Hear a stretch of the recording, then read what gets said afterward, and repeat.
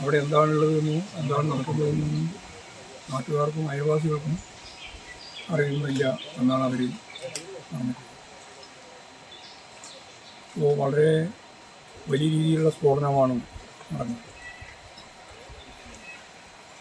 വളരെ പ്രഹരശേഷിയുള്ള പടക്കമാണല്ലെങ്കിൽ വെടിമരുന്നാണ് ഉണ്ടാക്കുമ്പോൾ എന്തൊക്കെയാണെന്നുള്ളതിനെ സംബന്ധിച്ച് നമുക്ക് പറയാൻ സാധിക്കുന്നില്ല. ഇതിനു മുമ്പും ഇദ്ദേഹം 2016 കുടിക്കുണ്ടിൽ ഇതേപോലെ തന്നെ വാടകയ്ക്കെടുത്ത ഒരു കെട്ടിടത്തിൽ ഇത്തരത്തിലുള്ള സാധനങ്ങളെല്ലാം ഉൽപ്പാദിപ്പിക്കുന്ന ഘട്ടത്തിൽ പറ്റിയ അപകടം നമുക്കെല്ലാവർക്കും ഓർമ്മയുള്ളതാണ്. 2016 കഴിഞ്ഞ് ഇപ്പോഴും 2025 ആകുമ്പോഴും ആരും ശ്രദ്ധിക്കാത്ത ഒരു കേന്ദ്രത്തിൽ ഇതുപോലെയുള്ള ഒരു സ്ഫോടനം ഇടയാക്കുന്ന സാഹചര്യം ഉണ്ടായത് സംബന്ധിച്ച് സമഗ്രമായ ഒരു അന്വേഷണം ഫലപ്രദമായിട്ട് പോലീസ് നടത്തേണ്ടി എല്ലാ അർത്ഥത്തിലും.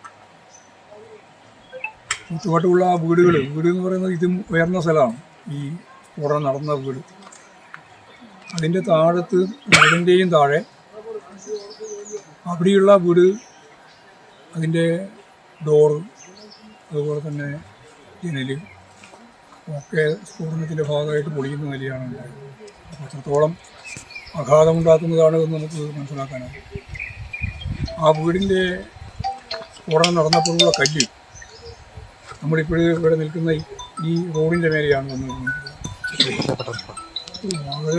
വളരെ ശേഷിയുള്ള സ്ഫോടന സംവിധാനമാണ് അവിടെ ഉൽപ്പാദിപ്പിച്ചിരുന്നത്. അത് സംബന്ധിച്ച് സമഗ്രമായ അന്വേഷണം വേണം എന്നുള്ളതാണ് ആ സംബന്ധിച്ച് പറയാനുള്ളത്. 2 വീടുകൾ ഞങ്ങളിപ്പോൾ പോയി സന്ദർശിച്ചു. 2 വീട്ടിലും വലിയ രീതിയിലുള്ള നാശനഷ്ടം ഉണ്ടായിട്ടുണ്ട്. അപ്പോൾ അതെല്ലാം പരിഹരിക്കാൻ ആവശ്യമായ നിലപാടും പൊടിക്കുള്ള സംഭവം മാത്രമല്ല, ഏതെങ്കിലും 6 കേസുകൾ ഇത്തരത്തിലുള്ള സംഭവങ്ങളുമായി ബന്ധപ്പെട്ടിട്ടുണ്ട് എന്നാണ് എനിക്കിപ്പോൾ കിട്ടുന്ന വിവരങ്ങൾ. ഇത്രയും കാലമായിട്ട് ഇങ്ങനെയുള്ള കേസുകളിലൊക്കെ പെട്ട ഒരാൾ വീണ്ടും ഇത്തരം പ്രവർത്തനങ്ങൾ നടത്തിക്കൊണ്ടിരിക്കുകയാണ്. അപ്പോൾ ഏതോ ഒരു തലത്തിലുള്ള ഒരു വീഴ്ച അതിലുണ്ടായിട്ടുള്ളതല്ലേ? അല്ല, വീഴ്ചയിൽ ഇതിങ്ങനെ നടന്നുകൊണ്ടിരിക്കുകയാണ്. ഇയാൾ ഓരോ സ്ഥലത്ത് പോയിട്ട് ഇപ്പോൾ ഈ സ്ഥലം എന്ന് പറയുന്നത് ആരും ശ്രദ്ധിക്കപ്പെടുന്ന ഒരു സ്ഥലമല്ലല്ലോ. പിന്നെ നാട്ടുകാർക്ക് തന്നെ സ്വന്തം അയൽവാസികൾക്ക് തന്നെ അറിയുന്നില്ല ഇവരിവിടെ എന്താ ചെയ്യുന്നതെന്നോ ഇവരെന്താണ് ആരൊക്കെയാണെന്നുള്ള ഇവർക്ക് അറിയില്ല.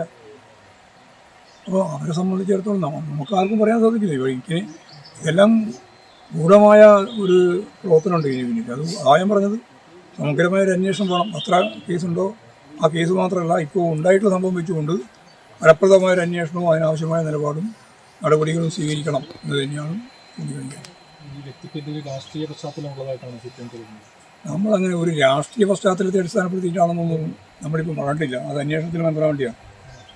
പഴയ കാലത്ത് അദ്ദേഹം കോൺഗ്രസിൻ്റെയും സുധാകരൻ്റെയും ഒക്കെ ബാച്ചിൽപ്പെട്ട ഒരാളായിരുന്നു എന്ന് മാത്രമേ പറയാൻ സാധിക്കൂ. അത് ഇപ്പോഴും ആ ബന്ധമുണ്ടോ തുടരുന്നുണ്ടോ എന്ന് ഞങ്ങൾക്കറിയാം. അതുകൊണ്ട് ഒരു രാഷ്ട്രീയമായ ഉദ്ദേശം വെച്ചുകൊണ്ടുള്ള കാര്യമാണെന്ന ഫോക്കസിലേക്ക് പോകാതെ അന്വേഷിക്കട്ടെ. അന്വേഷിച്ച് വരുമ്പോൾ ഇതൊക്കെ മനസ്സിലാവും. എന്താവശ്യത്തിനാണ് ഇത്രയും ഉഗ്രശേഷിയുള്ള വസ്തുക്കൾ നിർമ്മിക്കുന്നതെന്നൊരു ചോദ്യം. അതുകൊണ്ട് അതിലേക്കൊരു കാര്യകാരണ നിയമം വേണം. അത് അന്വേഷിച്ചാലേ മനസ്സിലാവും. അതായത് ഉത്സവകാലം എന്നല്ല. അപ്പോൾ ഇതിൻ്റെ ഒപ്പം ചേർത്ത് പറയാൻ ഒരുപാട് കാര്യങ്ങളുണ്ട്. പക്ഷേ ഞാനിപ്പോൾ അതൊന്നും പറയുന്നില്ല. ഒരു സംഘർഷാത്മകമായ സാഹചര്യം ഉണ്ടാകാതിരിക്കുക, അതാണ് പാർട്ടി ഉദ്ദേശിക്കുന്നത്. അത് മനസ്സിലാക്കുന്നതല്ലാണ്. മനസ്സിലാക്കാൻ പോലീസാണ് ഫലപ്രദമായ ഒരു അന്വേഷണം നടത്തി കണ്ടെത്തേണ്ടത്. എന്തെങ്കിലും ആസൂത്രണം നടത്തുന്നതായിട്ടൊരു സംശയം ഉണ്ടോ? അതൊന്നും പറയാൻ സാധിക്കും. അങ്ങനെ ഒരു ആസൂത്രണത്തിൻ്റെ ഒരു പശ്ചാത്തലം കണ്ണൂർ ജില്ലയിൽ ഇപ്പോഴില്ല. ഏറ്റവും പുതിയ വാർത്തകളും വിശേഷങ്ങളും വിരൽത്തുമ്പിലറിയാൻ സീ മലയാളം ന്യൂസ് എല്ലാ ഡിജിറ്റൽ പ്ലാറ്റ്ഫോമുകളിലും ലഭ്യം.